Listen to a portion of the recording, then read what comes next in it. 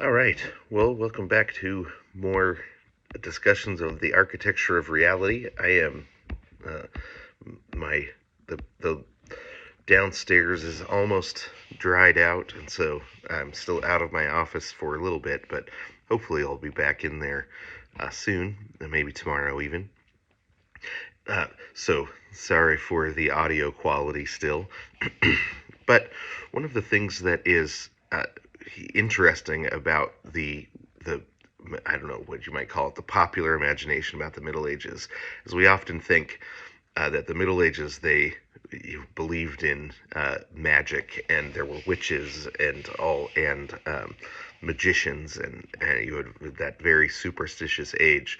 When you actually look at the literature, you in you might have uh, magicians or witches or things in what we would call fantasy literature, which they understood to be fantasy literature or fairy literature. But you don't really have popular magic. You don't have people that believe that you might come around the corner and run into a witch. You don't really get that until the very end of the Middle Ages,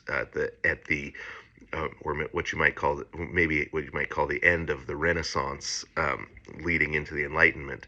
So you start to get the very end of the 1400s. You start to get uh, people arguing for magic, arguing for um, that there are all sorts of spirits that if you know the formulation that you can control, and use their power for yourself or for your own ends.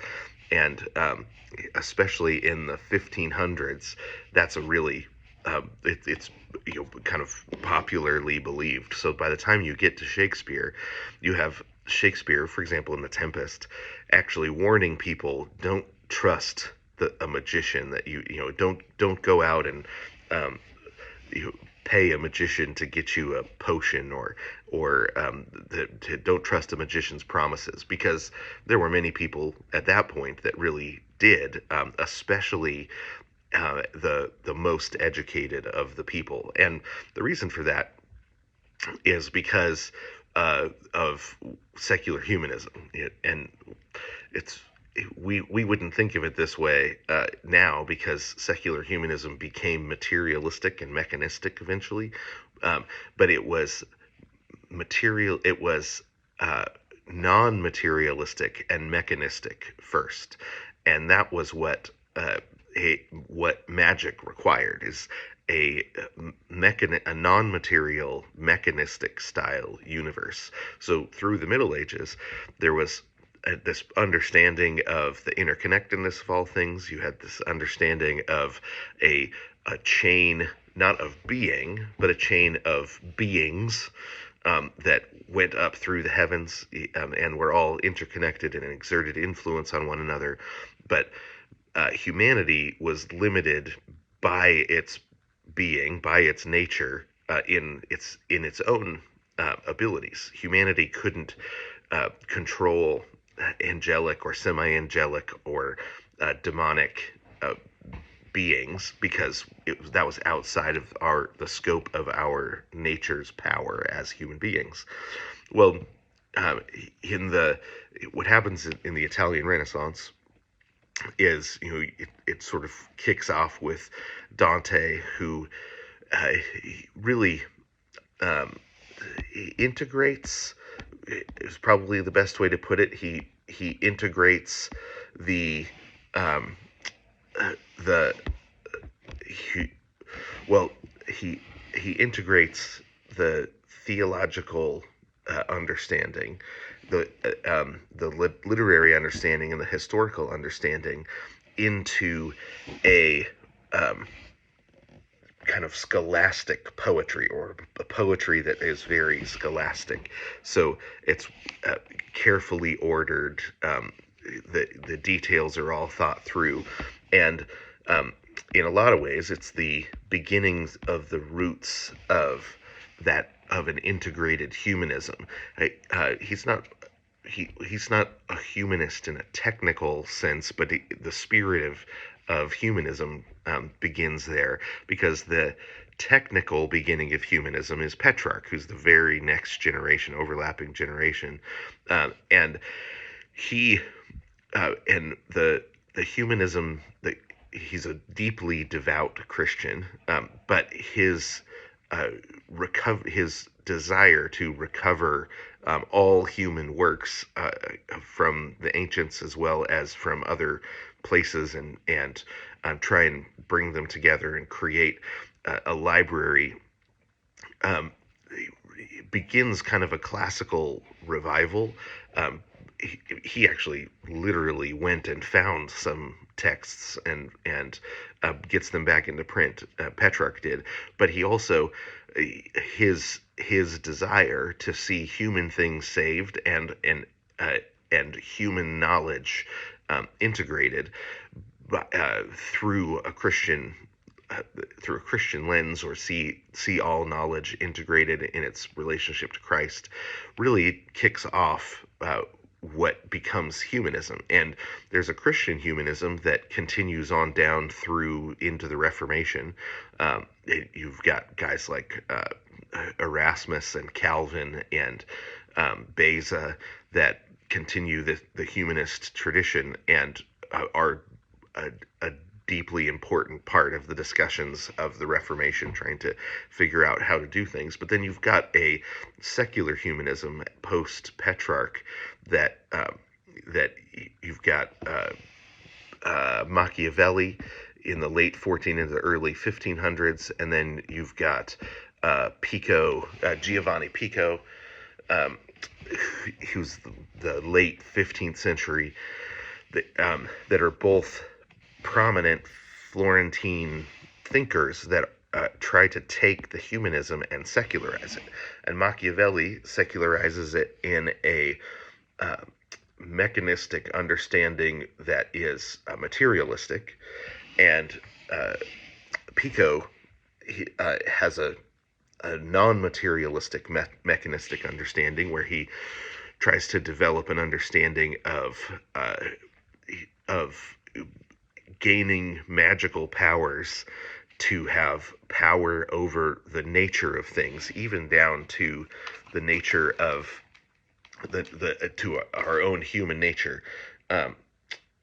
This is a quote. Pico suggests that man has no specific nature at all, but creates his own nature by his acts. Right. So, and he's really the one who revives the study of ancient magical texts. And interestingly, they all say, well, the magical arts were lost because the church rejected them, and so you have basically 900 years or 1,000 years of mankind forgetting that it can do magic.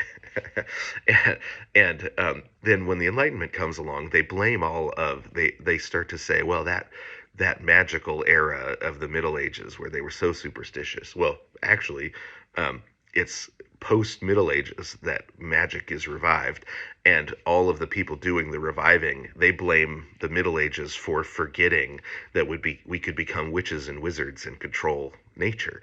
And it's a very high-minded kind of in the university system type of magical thinking. But the idea is that there's all kinds of creatures with powers, and if we know the spells, the potions, the proper time to do things, and what to say and when to say it and where to say it, that we can bind these creatures as our slaves, bind these semi-divine beings as our slaves, and then their power becomes our power by virtue of we are the ones in control of it. And so by the time you get to King James, which is about 100 years later, he's writing a book explaining and condemning all of this magic, right? So we think, well, the Middle Ages was filled with these witch hunts, and but the reality is, it's the beginning of the Enlightenment or the post medieval age that you start to have this obsession with witches, partly because you have people actually trying to become witches and wizards, right? So it's it's funny that the popular imagination flips it around, but that's because um, they wrote fantasy literature in the Middle Ages just like we do, and so you would have somebody get their head cut off, and then they reattach it with magic, and but there was never any idea that the your average person could just do that any more than if somebody reads Harry Potter and then they say, oh, I can become like that, I'm going to Hogwarts. We would think, well, no, you a screw has been loosened somewhere along the way. You can't actually really go to Hogwarts. Well, they would say the same thing about doing uh, magic. There, you don't have magic texts being written until that very end of the 15th century and the early part of the 16th century. So, um, but a big part of that was they started to that in that secular humanist movement, they shifted to a mechanistic view. When you have a view of the world where it's fully integrated and everything has a nature and every nature has a place, and that means that human nature is something that we receive, and it's limited in its scope and in its power. You can't shift and change your nature to become something other than what you are, because natures are given by God and received in gratitude. But when the rejection of that led to this kind of magical thinking. So we talked yesterday um, about astrology, and there when the Christians were dealing with astrological phenomenon, the influence of the planets and the way that or the sun, the moon, the constellations, the way they saw it. It was always an influence limited by nature, right? That mankind by nature has a will, and so his will and he's responsible for his will, and so any kind of determinism, astrological determinism, is rejected. And the Council of Orange rejects determinism, theological determinism, as well as any kind of determinism, Stoic philosophy, and different things. The Council of Orange had already fully dealt with it, and so but the temptation to determinism comes back in this understanding of a mechanistic universe, and so you have you eventually get the kind of physical determinists, the determinism by physics, but you start with a determinism by influence in the late 1400s, early 1500s, that captures the imagination of a lot of people. But the response to determinism was always, can we come up with the magical formula that rescues us from the determinism? So and now you see people saying, like, oh, we're going to hack our DNA with these methods, with this exercise and diet and whatever, and you've got this DNA determinism with a magical thinking that is very similar to the way that they would have approached it then, and so they would say, well, look, this thing I did over here worked, and so now it's going to here's the evidence that it works, and so now we're going to develop a system around it. Well, that's that sort of thinking really comes into the popular consciousness in Western Europe. Um, well, in Italy, and then eventually in England, um, in the 1500s. So, uh,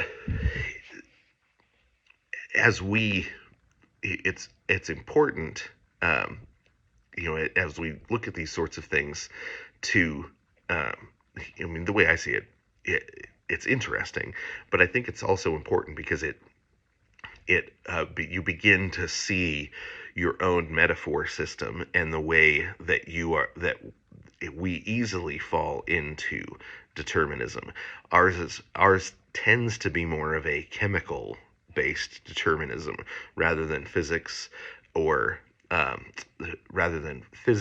a spiritual determinism, but a chemical based determinism where we start to the blame chemicals, um, uh, which you know chemistry. Uh, well, we, maybe we'll dive into that and but in another time. But once you see it, it's helpful because it's not that chemistry isn't true or chemicals aren't true. That the chimera of different atom structures don't actually have an influence, but it helps us resist the determinism of a chemistry-based influence system by becoming aware of it. Because it can be helpful to understand, the chemistry of your own body and the chemistry of your surroundings and the interaction. There's nothing wrong with understanding the influence, but understanding it in a Christian non-deterministic way is important, and I think seeing the way that the influences of the medievals and some of the ways that the early Enlightenment fell apart or fell into mechanistic understanding, I think it can help.